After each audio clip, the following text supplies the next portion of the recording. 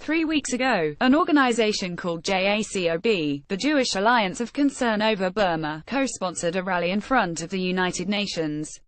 The reason the government of Myanmar, Burma's current name, is slaughtering its Muslim minority, the Rohingya, on a vast scale.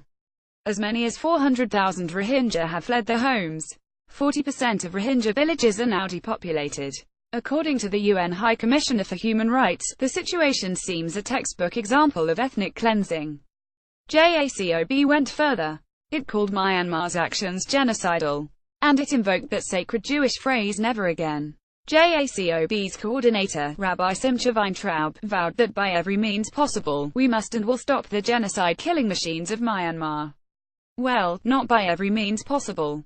The United States and European Union have both banned weapons sales to Myanmar. Only one Western country still arms the regime carrying out this mass slaughter: Israel. Prime Minister Benjamin Netanyahu's government has even gone to court to ensure its right to continue doing so. Yet America's most prominent Jewish organizations, despite comparing Myanmar's crimes to the Holocaust, won't publicly pressure Israel to stop.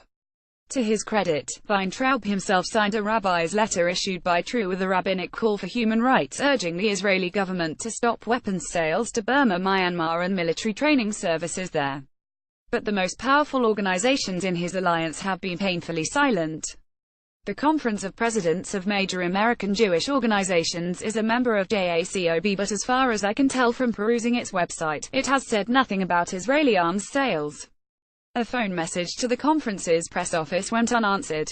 Israeli weapons are being used to ethnically cleanse the Rohingya. This must stop. Matthew Dindon, September 26, 2017. Two other members of JACOB, the American Jewish Committee's Blaustein Center for Human Rights and the Jewish Council for Public Affairs, did sign a Human Rights Watch letter asking all states to immediately suspend military assistance and cooperation with Myanmar. But despite their usual focus on the Jewish state, neither organization has said anything about Israel in particular.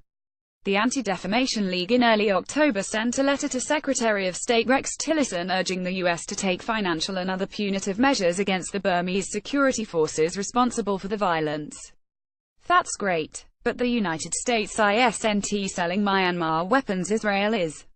Its leaders have yet to receive an open letter from the ADL.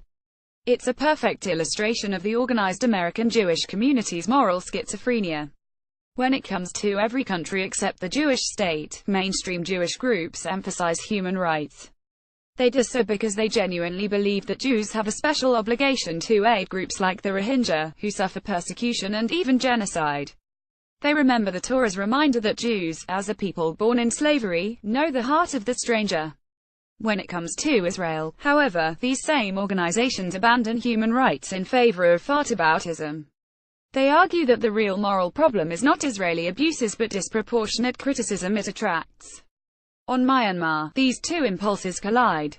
American Jewish groups thunder about the ethnic cleansing there, until doing so might require criticizing Israel. Then the thunder stops. They demand that the world remember the injunction never again. But they won't remind the government whose citizens stand in silence for 2 minutes on Yom HaShoah. Last month, Ronald Lauder, president of the World Jewish Congress, after condemning the ethnic cleansing and genocide, signs of which are already strongly taking shape in Myanmar, insisted that the Jewish people, who are far too often targeted with violence and bigotry, must not remain silent in the face of such extremism. The Jewish people must not remain silent, that is, unless the ethnic cleansing and genocide are being abetted by the Jewish state. There's nothing on the World Jewish Congress website about Israeli arms sales either. In his speech last month to the United Nations, Netanyahu said Israel was fulfilling the prophet Isaiah's promise to make the Jewish people a light unto the nations, bringing salvation to the ends of the earth. There are places where Israel is indeed doing that. But in Myanmar, it is bringing not salvation but destruction. And the organized American Jewish community, through its silence, is complicit. If you say you care about the agony of the Rohingya, just not enough to risk a public confrontation with the Israeli government, then perhaps you don't really care that much at all.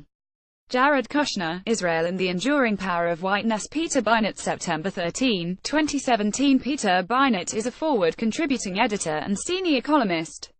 The views and opinions expressed in this article are the author's own and do not necessarily reflect those of the Forward.